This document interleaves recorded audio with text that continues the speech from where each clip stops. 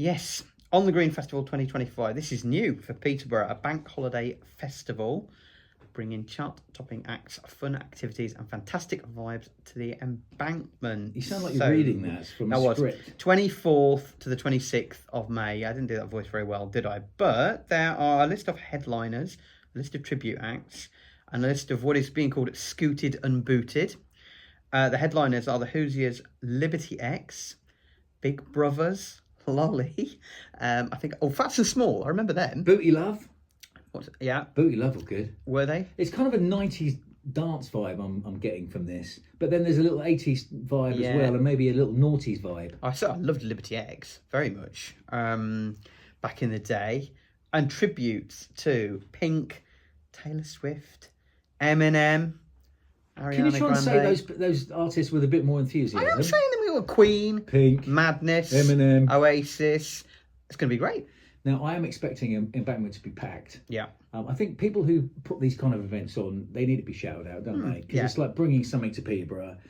We've mentioned a load of the tribute acts, a load of the headliner acts. Yeah. There's also very much a family vibe to it. There's bouncy castles, you name it. If children love it, they'll have it on. Of course, street food, etc., etc. And tickets are selling fast. I'm reading that bit.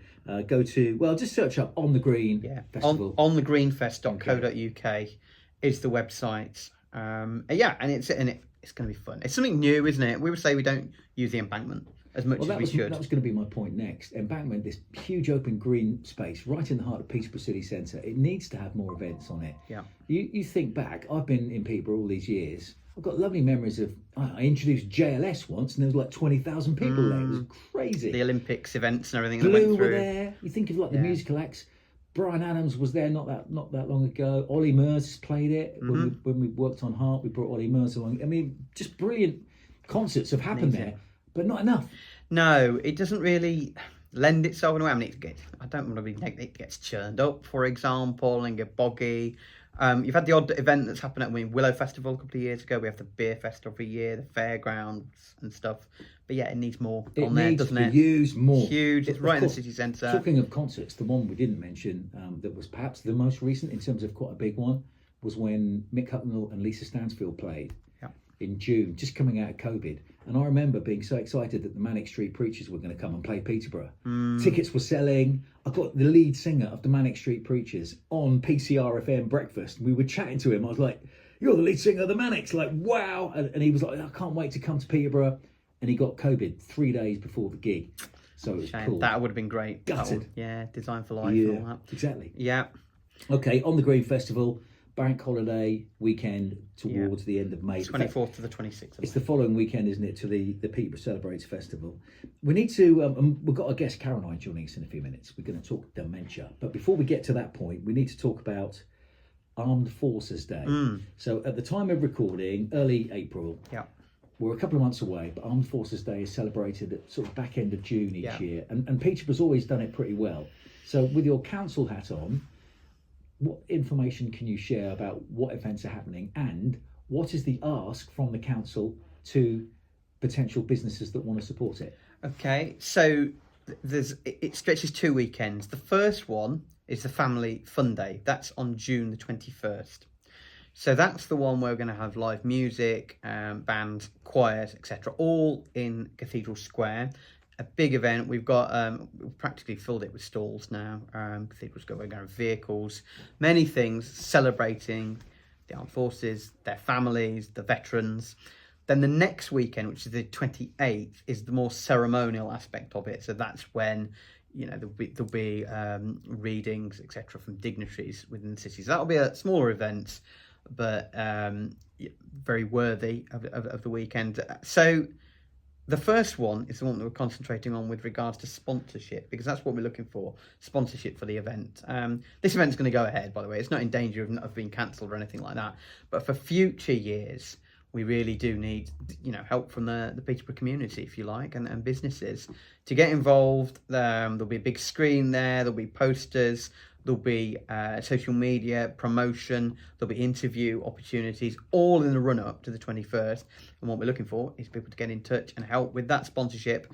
AFD, Armed Forces Day, AFD at peterborough.gov.uk is the place to contact us if you want to find out more. There's various packages, if you like, tiered packages, where you can get involved and sponsor and support that event, because it will be a great event. Is this a sign of the times? I mean, you think back to last year for Christmas, the council, I wouldn't say had their begging bowls out, but kind of asking businesses across the city to put money in so that they can, help fund putting events like this on. Same now for Armed Forces Day. I'm not criticising it as a thing.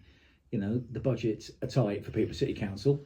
We all know that. Yeah. And maybe this is more common than I'm thinking across many cities. Perhaps for big events, the councils are tying in partners. You think about Peterborough Cathedral and their recent incredible fundraising. When they raised successful over £300,000. And when I spoke to the Dean, Chris Dallaston, he was telling me it's about partnerships. It's about inviting people in, come and associate your business with us, put a bit of money in, and it can kind of be a two-way benefit. Yeah, I think the answer to your question, your rather long-winded question, is yes. I would say it is part of the times. It's a difficult era for councils, but also companies, etc. To pay staff, to pay wages, to for anyone raising money for events, for charities. It is a difficult time. But this is one of those events where you can be associated with it, and you can be associated with it proudly. You said over there about the Christmas lights switch on. Yes, it was difficult to get sponsorship for that, but we did it in the end. That will go ahead successfully. And it's society at the moment. We shouldn't feel embarrassed by it and ashamed by it. It's something that we want to do. We have to do. And of course, companies can be proud that they're helping support an event like this. You're having a go at my long-winded question. Well, how about how long-winded your answer? Well, you asked me a question, right, and that was so long-winded I'd even forgotten about how it started. Now I've given you a comprehensive, coherent answer. Okay. We can just edit them down later, can't we? No.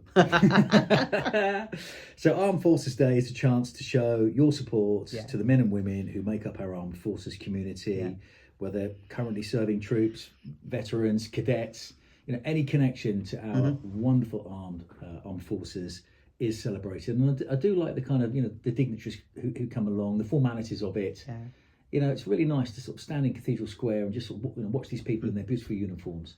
So those dates, back end of June. If you're a business that want to support it, contact the council, and that will be awesome. We touched on the cathedral's fundraising. We were going to just briefly mention that Peterborough United are heading to Wembley on April the 13th. So at the time of recording this. We're recording this on Wednesday, April 2nd. Posh won 4-3 last night against Crawley. I was watching that game, so were you. Yeah. And I was thinking, goodness me, if Posh could defend, they can beat anyone because they can score goals for fun. What are your thoughts ahead of that all-important Wembley date for the Posh on April the 13th? Well, I am desperate for them to win. Obviously, Birmingham are a dreadful team. I can't stand them as a Coventry. That's because you support Coventry. Yeah, and also there is Birmingham there's that as well. Flying high. They've got they're going to get promoted. They do have great history as a lower league team. It's good from a Posh perspective. It's good that you're having a bit of a dig. Well, the way that it was all set up for a Wrexham Birmingham final, which was smashed to pieces by Posh, which was really great. Late drama. Posh are running into a little bit of form now. They've pulled away completely from the relegation fight. As you said, yes, at the back it isn't exactly smooth, but at the front they're starting. Poku is obviously back.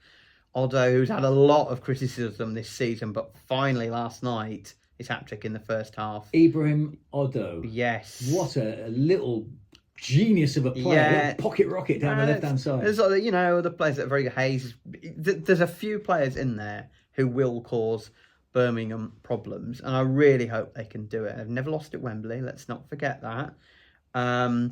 They'll be massively outsung because Birmingham have already sold 43,000 tickets for it. They're called the Blue Noses, aren't they? Yeah, they are. But by the way, Coventry, as we speak, it's 8 years ago today that we won that trophy. And this is the Peterborough podcast. But I was going to say, if you want to talk about Coventry, before you interrupted, I remember go to Coventry and do a Coventry podcast, and how big it was for our city, and how big it was, and of course, Posh are bidding to be the first team ever to defend the trophy successfully. Won it last year as well. So it's a big thing for the city. You never get bored of going to Wembley. Never. I go to, a lot of England games. Every time I walk out into that area, it takes Yeah. your breath away. Anybody listening who's got tickets to see Posh at Wembley, again, you are going to love it. A friend of mine bought 30 tickets. 30 Right. tickets. And he's got a lot of organising to do with his family.